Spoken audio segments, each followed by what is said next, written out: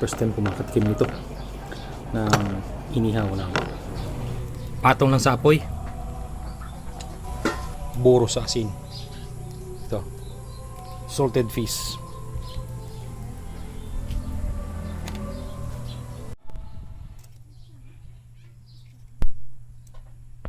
So yan mga kaibigan, no?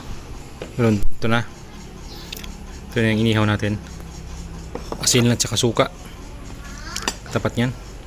Meron tayong bangus na inadobo. Ito itong tuyo. Salted fish na inihaw. Ampalaya. Unang subo mga kaibigan. First time kumakatikim nito na inihaw lang.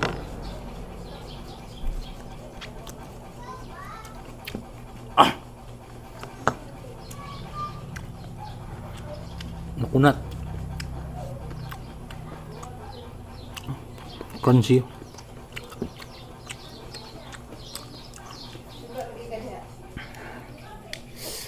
Te, ayun na. Nakunat siya bro. Pero sa bibig mo na crunchy.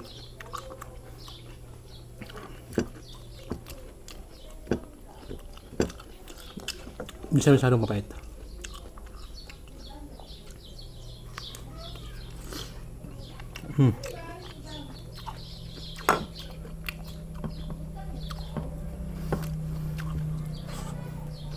Try nyo mga kaibigan.